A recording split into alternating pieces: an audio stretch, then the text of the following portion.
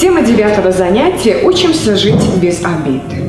Цель занятия заключается в том, чтобы показать ребенку механизм возникновения и протекания обид, помочь ребенку освоить навыки освобождения от обиды путем прощения.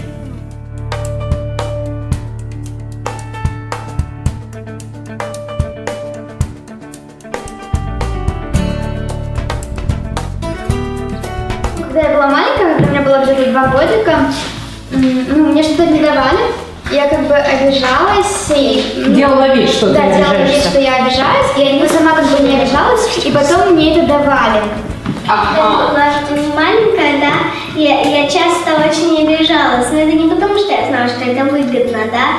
И один раз, когда я обиделась, мама сказала: ну не обижайся, а я такая, в зоопарке уходила к лошади, да, и она меня чуть ли не укусила, и потом я побежала к маме, и мама поняла, что я это делаю специально. Слез не было, но очень была сильная обида. У меня в школу еще недавно пришел во 2 классе друг.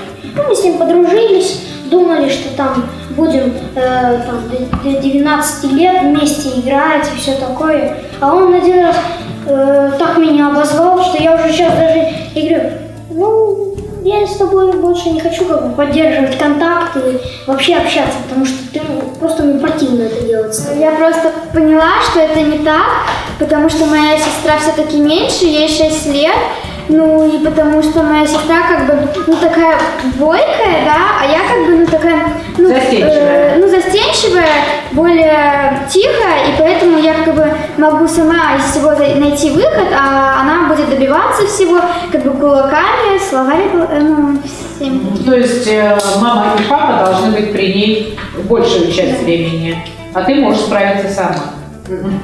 Мы с другом стояли, говорили, просто там в конце класса никого не трогали, ничего.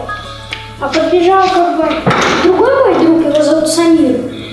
И Самир, он как взял вот так вот мою руку и ударил Тимура.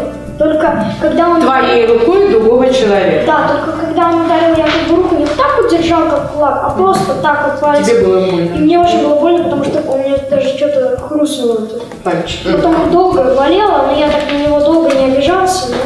Да.